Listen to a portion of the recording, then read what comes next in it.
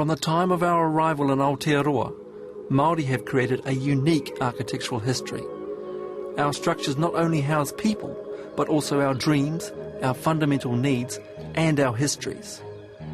So what can we tell about ourselves from these buildings? What do they say to us? It's a question I've asked myself constantly. I'm Ro Hoskins, and as a director of an architectural practice, understanding the stories held within the walls of our buildings has been a lifelong obsession.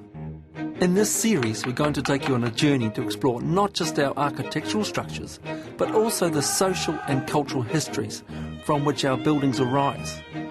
We'll ask, what is Māori architecture? And celebrate some of our most stunning buildings.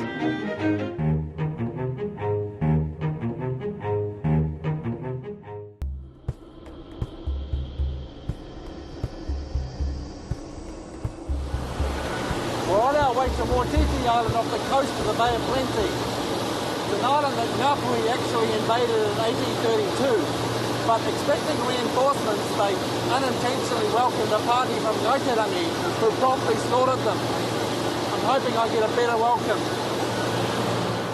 When Captain James Cook passed by Motiti Island in 1769, he called it the most extensive complex of fortified village he had seen in his travels. Motiti is home to dozens of confirmed pa sites, acres of wild fennel, 20 or so permanent residents, and one very unusual home.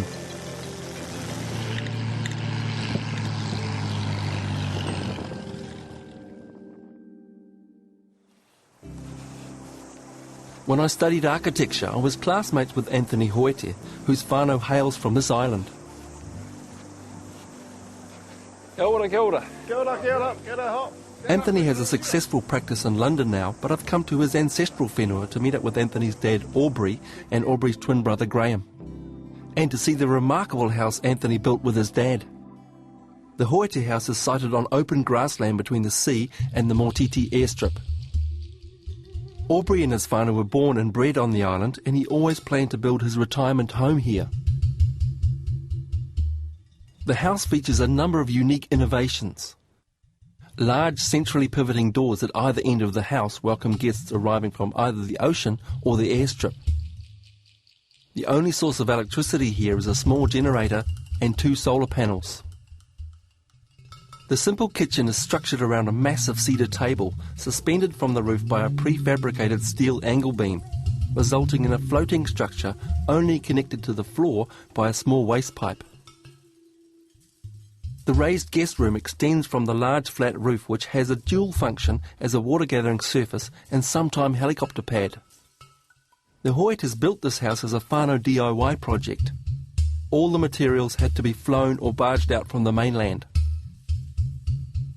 With no specialist equipment like cranes or concrete mixers on the island, the building process took a long time and attracted a lot of attention from the local population. So it was, for the rest of the people on the island, this was something pretty different, eh? Yeah, it was something different. They think, well, what's those twins up there doing? What are they up to? Yeah, you've never seen a building like this before. And they may never again. You could be right, you might never again see another one like this. So growing up on the island, you had a practical bent from a very early age? There was no access to a toy shop on the island. You had to do something, so I started doing wooden toys and started building things. And as I got older, it just didn't go away. It was embedded in me, so I just kept on building.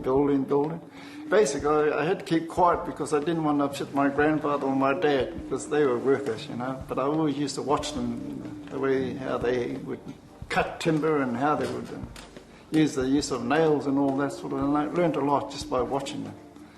So as time went on by, or when Dad went away, I would pinch a bit of his offcuts and try and make a little wooden boat to drag behind me down the road or something like that. But I learned a lot just by watching my dad.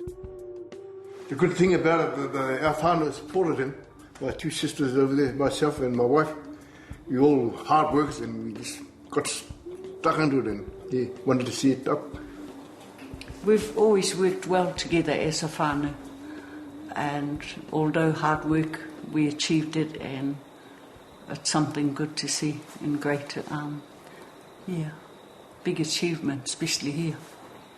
So it's actually quite practical in terms of the way the kitchen's laid out. Not always. You have to simplify your whole idea of food and how you present it. And that's probably what Anthony had in mind. It was more for his father to relax him, not to be a chore. So, yes, it's perfect in that way.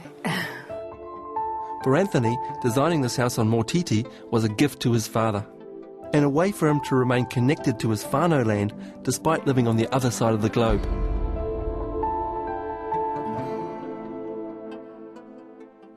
For Aubrey and Anthony Hoete, the DIY nature of the project presented its own opportunities and challenges. Must have been a real mission to get both to the island and to set it in place too. To deliver anywhere in Aotearoa would be a mission. And how is it actually held up? Is there bolts up there or something? It's held by a 200 by 100 millimetre steel beam, like a big hook, set at the right degree angle, and that's it. It's held by the main roof rafters. And all the services are concealed in that They're concealed in that beam. Yeah, the water flow and the power flow and all that. And I could stand on there and probably wouldn't move it just a couple of millimetres. So this is the keel of the waka, eh? Yeah, this is the concrete structure of the waka. It was quite a task putting this structure of this size on any island because of its work input. It was all manually poured by hand with buckets of wet concrete and pour it down into the structure. We had a cardboard tube to form the inner side profile, and we had ply sheets on the outside to give it this curved shape. So this is one of the two doors that you asked for? Yeah, these are one of the two doors. So we have a door now. We would just drop the pin in there to give it a locking position. Really simple. And allows the airflow to go right through the house without any difficulty. And this is quite low technology construction? Very low tech door, very low cost door. Simple, from my point of view, it was quite simple to build. Yeah. And pivoting in the middle, it doesn't put stress on anything. And it's a nice spot for early morning cup of tea or a cup of coffee looking out towards the east on the sunrise on the horizon. Yeah, so you can either be quite cosy or you can keep your distance. Yeah. Keep your privacy on this side of the wall without the partner knowing what's happening. Yep. Beautiful. For this whare, the link to the past doesn't lie in its architectural design. The connection is to the whenua on which the whare stands and the whānau who occupy it. Ki te kōrero, hea i pēne tū tō mātou whare I muri o mātou. Ko te take, mō ngā whenua. Mō ngā whenua, mō tātou tūpuna. Kia ora. There's something very special in a father and son building on land that's remained in their whānau and hapu for 1,000 years. It's a structure that reinforces the Hoete connection to their tūranga waiwai, a bond that ties this unique whare to this piece of land.